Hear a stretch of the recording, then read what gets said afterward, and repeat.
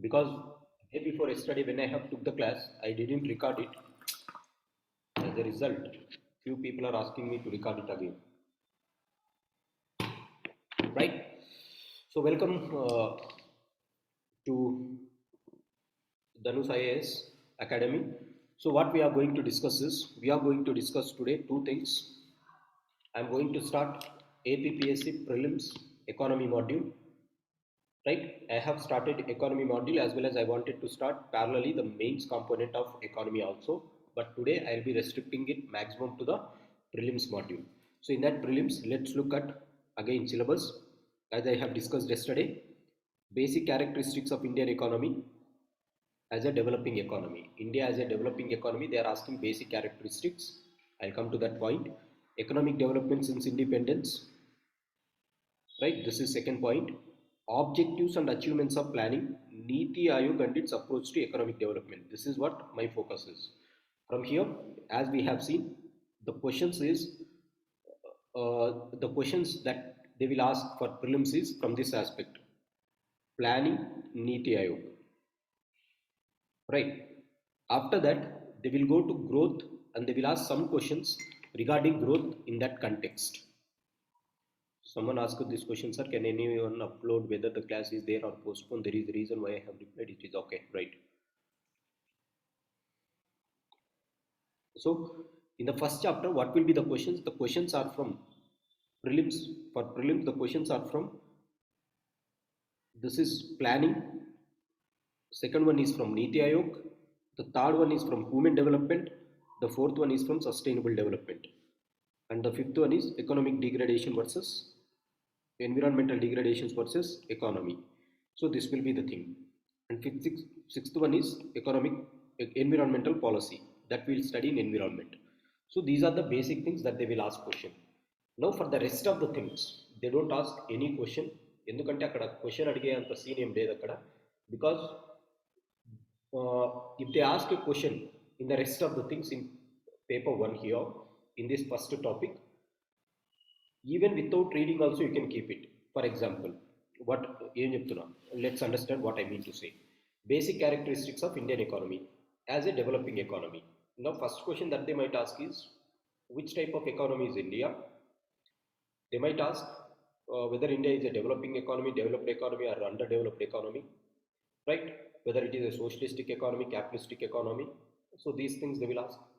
Economic development since independence. They might ask how our economic development was there since independence. Again, that will be covered in planning, because from independence until 2014, all our economic growth can be tracked in the so-called Niti planning itself. So it comes under planning. So most importantly, that is the reason in the first two topics of this unit, there is no possibility of asking prelims questions. Only the possibility of asking the prelims questions is in the 5 things that I have said: planning, Niti Aayog and its approach to economic development. Third one is, yes, they might ask about human development, they might ask about environmental degradation, they might ask sustainable development. These are the things that they might ask. We will be focusing on one by one. This is for prelims of APPSC. Now if you look at UPSC also, for UPSC also, planning and Niti Aayog development, these are very important.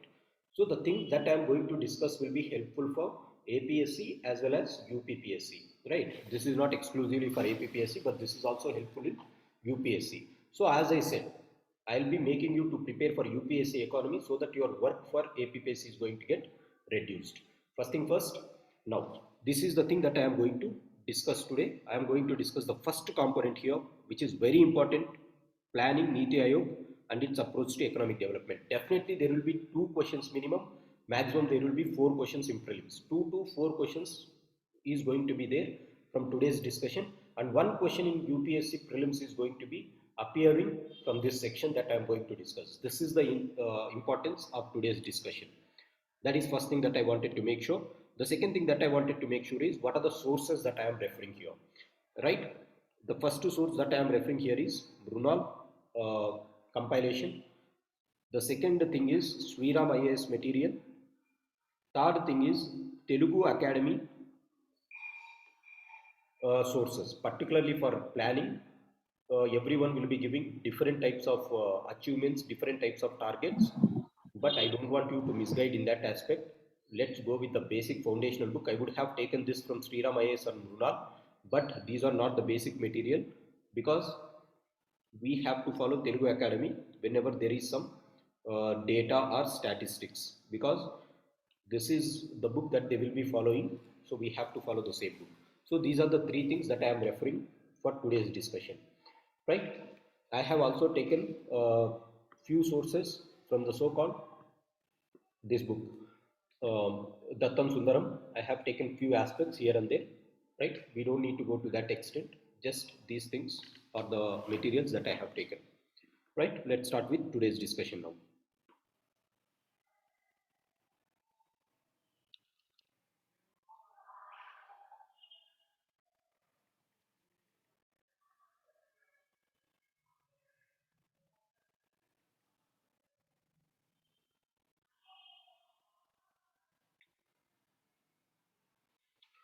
Right.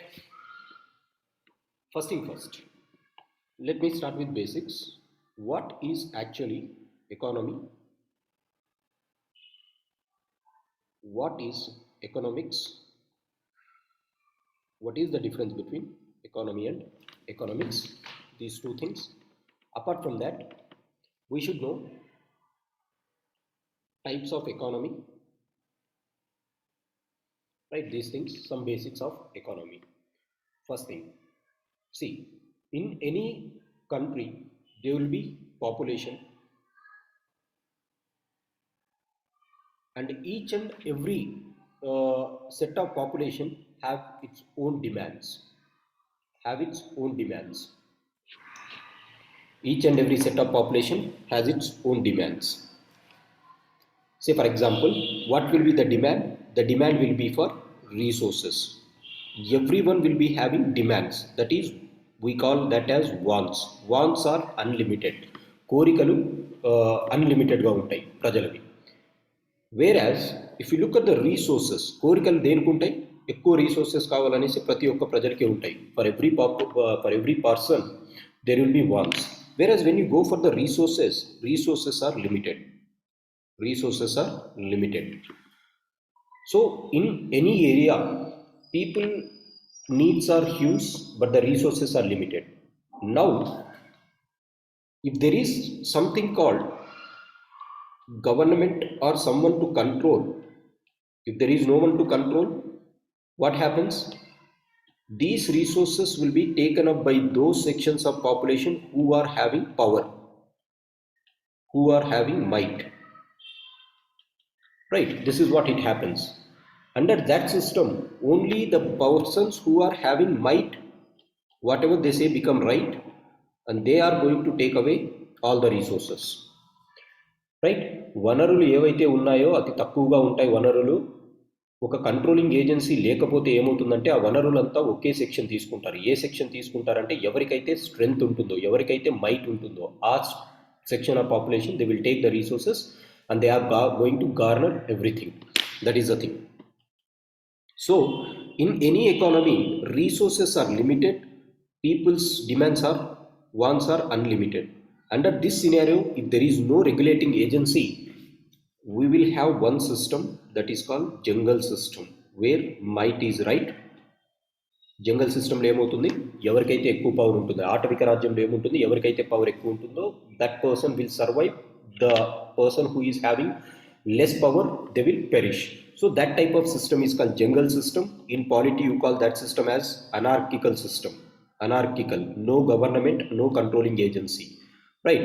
You call this system in ethics as matsya nyaya system. All are same. Matsya nyaya means a big fish eating a small fish, right? And this big fish will be eaten by much larger fish, right? ఒక పెద్ద చేప చిన్న చేపను తింటము ఏదైతే ఉంటుందో దాన్ని మత్స్య న్యాయం అంటాం. సో దీన్ని పొలిటికల్గా ఏమంటామంటే అనార్కికల్ అంటాం. ఇటువంటి సిస్టంలో ఏమవుతుందంటే రీసోర్సెస్ అన్ని కొందరే గ్యాదర్ చేసుకొని వారే పెట్టుకుంటారు. In this system the poor people, those who doesn't have power, they are going to perish. As a result, in order to regulate this, you should have one agency, and that agency is government, right? Now, So resources are limited and people have their own demands. Now what government should do? Government should take out these resources and it has to ensure that maximum number of people are getting benefited from the resources that they have taken. Otherwise it should not be concentrated only in few hands, maximum number of people. Right? Now government cannot fulfill the requirements of wants of everyone. ప్రతి ఒక్క కోరిక government fulfil చేయలేదు, ఎందుకంటే కోరికలు అనేటివి unlimited కాబట్టి. కనీసం government ధర్మం ఏంటి అంటే మినిమం రీసోర్సెస్ అయినా సరే అందరికీ మ్యాక్సిమం రీచ్ అయ్యేటట్లు ఉండాలి. ఏవైతే బేసిక్ రీసోర్సెస్ ఉంటాయో అవన్నీ మ్యాక్సిమం పీపుల్కి రీచ్ అయ్యే విధంగా ఉండాలి. Right? That is what the government will do. So what government will do? Government will take these resources and then it will distribute it to the people. Now this is how the system is present. This is normal system. So resources are limited, people's wants are unlimited. Now there should be one regulating agency to take out these resources and to circulate these resources to the people. So here there are few things which are involved. Resources means goods, right? People's needs, wants or demands. In economy you use these terms, right? Goods are limited, demands are unlimited. Now what is the role of this agency? This agency role is to produce as many goods as it can, and it has to play a crucial role in the distribution of resources or goods in such a way that maximum number of population will get benefited. Right? At least not every demand, but at least basic demands like food for eating, shelter, right? Clothing, education, health. These things are basic minimum essentials that human beings should have. Government should distribute at least these things properly. This is what the thing is. So by this logic, if you look at this, so there is something called goods production and goods distribution. Goods production and goods distribution. Right? Now this is the first thing. Depending on this line, right, there will be some people who will be producing the goods, who will be distributing the goods. So there will be some people who will be producing the goods, who will be distributing the goods. So economics is all about how much one should produce, who should produce this, who should distribute this, how much they should produce, how much they should distribute, what are the principles in this production and its in distribution, right? And who are producing, how they are producing and distributing, and what are the principles that they have to distribute. So these things, when we study about these things, that is called economics. So economics is nothing but the principles that are applied in the production of goods and distribution of goods so that maximum people will get benefited from the minimum resources that they have. This is the basic definition of economics. So economics ante emi kaadu, avi oka rules, principles ante. మనం ఏదైనా ఎకనామిక్స్లో చదువు, balance of trade గురించి చదవండి, international trade గురించి చదవండి, WTO గురించి చదవండి, everything will discuss about this principles. Look at WTO discusses about the principles, right? How much has to be produce, what should be the trading practice, if I am sending something to outside country, what should be my principles, right? So even if you look at balance of trade, what it is speaking? It is speaking about the principles that involves in external trade and internal trade. Look at gross domestic production, all this. What is this? These are the principles on which you calculate the national income. So economics is nothing but the principles which you determine the production of goods and distribution of goods and to whom they have to distribute.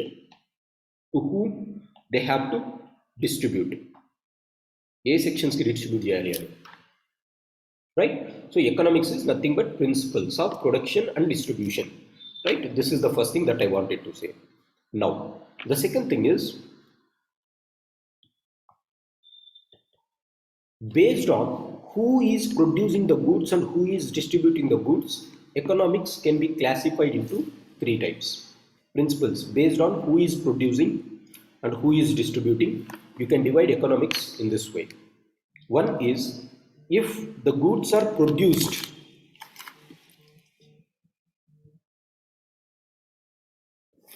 if the goods are produced by a private agent, entire goods are produced by private agent and entire distribution is done by private agents.